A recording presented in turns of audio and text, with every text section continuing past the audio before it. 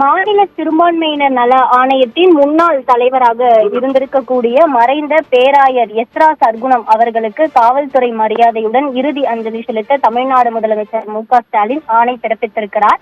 தந்தை பேராயர் எஸ்ரா சர்க்குணம் கடந்த செப்டம்பர் 22ஆம் தேதி காலமானார். இன்று அவரது உடல் நல்லடக்கம் செய்யப்பட இருக்கிறது. பேராயர் எஸ்ரா சர்க்குணத்தின் உடலானது அஞ்சலிக்காக காலை 6 மணி முதல் மதியம் 2 மணி வரை வானகரம் இயேசு அழைக்கிறார் வளாகத்தில் வைக்கப்பட்டிருந்தது.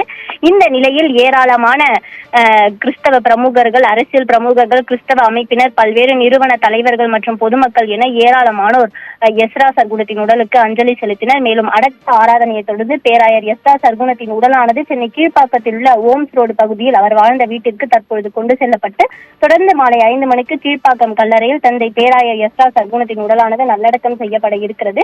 இந்த நிலையில் இன்று எஸ்ரா சர்க்குணத்தின் உடலுக்கு அஞ்சலி செலுத்த வந்த பல்வேறு அரசியல் கட்சி தலைவர்களாகட்டும், அதே போல கிறிஸ்தவ அமைப்பை சேர்ந்தவர்களாகட்டும், திருச்சபை தலைவர்களாக இருக்கட்டும், அவருக்கு அரசு மரியாதையுடன் அவரது உடலானது நல்லடக்கம் செய்யப்பட வேண்டும் என்ற கோரிக்கையை வைத்திருந்தனர். இதே கோரிக்கையை தான் அவரது குடும்பத்தினரும் வைத்திருந்தனர். இந்த நிலையில் உடல்நலக் குறைவால் கடந்த செப்டம்பர் 22ஆம் தேதி காலமான மாநில சிறுபான்மையினர் நல ஆணையத்தின் முன்னாள் தலைவர் பேராயர் எஸ்ரா சர்க்குணம் அவர்களுக்கு தமிழ்நாடு முதலமைச்சர் மு.க.ஸ்டாலின் இன்று நேரில் அஞ்சலி செலுத்தினார். இதனைத் தொடர்ந்து எஸ்ரா சர்க்குணம் அவர்கள் தமிழ் சமூகத்திற்கு குறிப்பாக ஒடுக்கப்பட்ட மக்களுக்கு தனது இறுதி நாள் வரை தொடர்ந்து சேவை ஆற்றி வந்துள்ளதால் அவருக்கு கீழ்ப்பாக்கம் கார்டன் காலனியில் உள்ள கல்லறை தோட்டத்தில் நல்லடக்கம் செய்யப்படும் அவரது உடலுக்கு காவல்துறை மரியாதையுடன் இறுதி அஞ்சலி செலுத்த தமிழ்நாடு முதலமைச்சர் மு.க.ஸ்டாலின் ஆணையிட்டிருக்கிறார்.